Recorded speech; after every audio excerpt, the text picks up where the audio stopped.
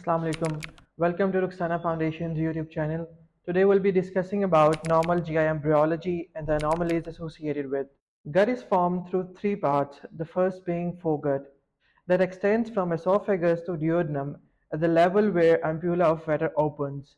The second part is midgut, that extends from that ampulla of Vetter till proximal to third region of transverse colon. In midgut, there are two key concepts that one needs to know.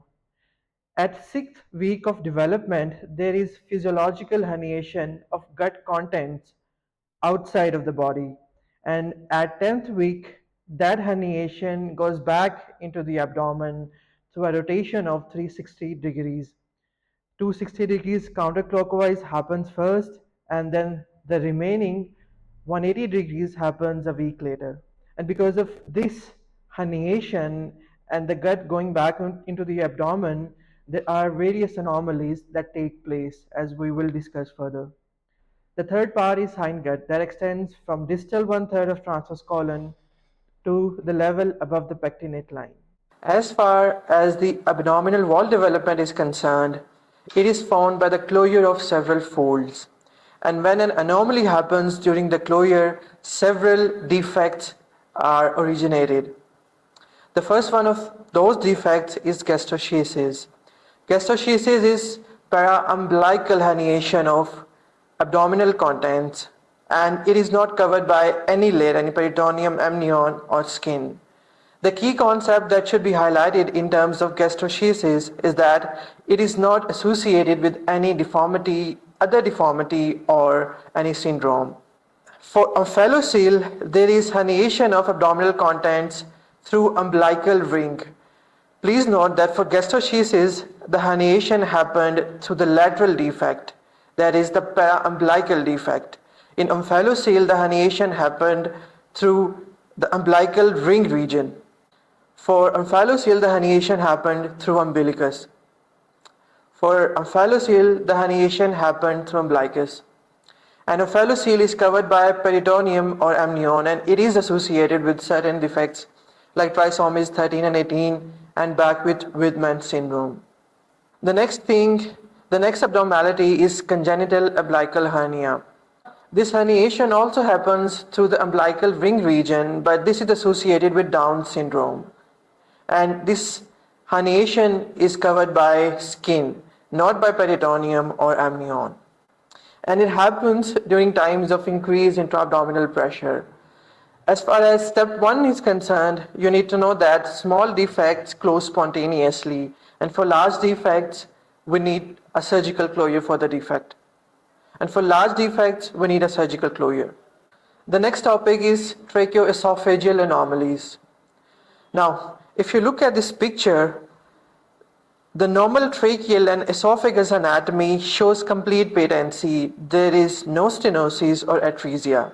And there will be some gas in the stomach because we do swallow some amount of air when we eat food or when we drink.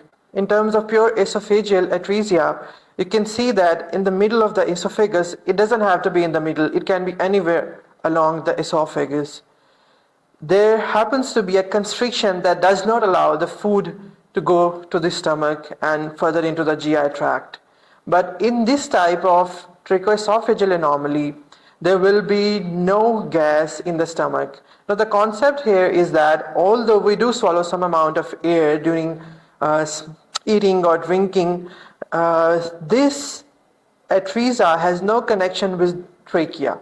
So the amount of air would be relatively less, if any present, would be relatively less compared to the other types of tracheoesophageal fistula, like pure tracheoesophageal fistula or esophageal atresia with distal tracheoesophageal fistula. If you could have a look at this H-type tracheoesophageal fistula, you can see a direct connection between trachea and esophagus. So the contents from esophagus will go down to the lungs, and the contents of trachea, which is mostly air, will come back to the esophagus. So we'll see gas in stomach and signs and symptoms of aspiration pneumonia in terms of this H-type pure tracheoesophageal fistula. Now the most common tracheoesophageal anomaly is esophageal atresia with distal tracheoesophageal fistula. Here you can see that there is complete disconnection between two parts of esophagus, and the distal part connects to trachea. In this type of tracheoesophageal anomaly, the nasogastric tube will find no path from nose to the stomach. On the X-ray, the nasogastric tube will definitely be seen somewhere around the facial area, will definitely be seen somewhere around the neck area, as I will show you in an X-ray. This is an image from a patient of tracheoesophageal fistula. You can appreciate how that NG tube curls somewhere around in neck and upper thorax region. So by looking at this X-ray, you can easily diagnose a patient with tracheoesophageal fistula. Other key important points in terms of this anomaly is that babies who have this abnormality, they will present with signs and symptoms of drooling, choking when feeding, and vomiting with the very first feed they have. And this would also be associated with cyanosis, which would happen because of laryngospasm. The next topic is hypertrophic pyloric stenosis. As the name indicates, this is a hypertrophy of the pylorus muscle that leads to stenosis of the opening from stomach to duodenum.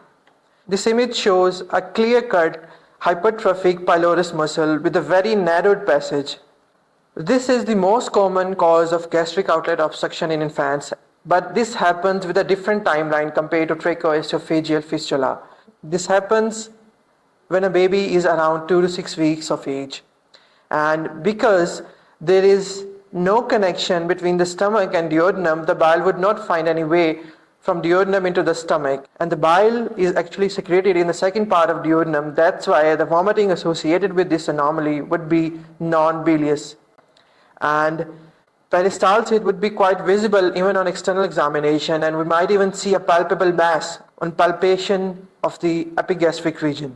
There is another key concept that is tested on USMLE Step 1 and even Step 2 exam, and that's the acid-base defect. The acid-base defect that happens is hypochloremic metabolic alkalosis. Hypochloremic metabolic alkalosis happens because we lose HCl, not just the hydrogen, because we know stomach has acid secretions in it, and when hydrogen is vomited by the patient, chloride comes along with it. As a compensatory mechanism, the potassium gets excreted from the kidneys. The renin-angiotensin-aldosterone system becomes activated and it reabsorbs sodium along with water, and when that happens, potassium is excreted. That results in hypokalemia.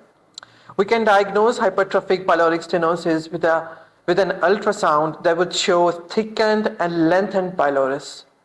And the treatment for this is surgical incision of pyloric muscles. In this image, this is the liver, this is the stomach that has some amount of gas in it, and these two patches being shown, these are the thickened parts of pyloric muscle, and with no in-between channel to allow feed to go from stomach to the abdomen. That's why the contents that stay in the stomach would be vomited by the patient. And because the peristalsis is so much strong that we can easily appreciate the peristaltic waves on external examination just by having a look on it. The next topic is intestinal atresia. Since we know that ampulla of Vater that allows bile to flow into the duodenum is present in second part of the duodenum, and these intestinal atresias involve duodenum, jejunum and ileum, the vomiting that will happen in this abnormality would be bilious. That means it's going to contain bile in it. And abdominal distension will definitely happen because there's going to be dilatation of the parts that are being involved in this abnormality. In duodenal atresia, we would see this being associated with Down syndrome, and we would diagnose it on an X-ray that would appear somewhat like this with two bubbles like appearance. This is the stomach, this is the duodenum, and this is the connection between the stomach and duodenum, which is completely intact. But here from the duodenum, we won't be able to appreciate any effluent levels in terms of obstruction in cases of duodenal atresias. When it comes to jejunal and ileal atresias, there would be triple bubble sign. In this X-ray of a baby, you can easily appreciate that there are three bubbles here. This one being the stomach, this one being the duodenum, and this is jejunum. So this X-ray shows the triple bubble sign associated with jejunal atresia. Somewhat same X-ray would be apparent for ileal atresias as well. One key concept here is that duodenal atresia happens because there is failure of recanalization of the lumen, which is actually the definition of atresia. For jejunal and ileal atresias, there would be ischemic necrosis of the fetal intestine. That can happen either because of maternal smoking or any vasoconstrictive drug use during pregnancy, or even a vascular accident that might happen during pregnancy. So this is a key demarcating point between jejunal and ileal atresias and duodenal atresia. The artery that is involved, of which the blood supply is compromised in terms of these atresias, is superior mesenteric artery, and as a result there would be segmental resorption, and that part of the intestine would become non-viable. Thank you so much. Please do follow our YouTube channel. Please like and subscribe and hit that bell icon. Thank you.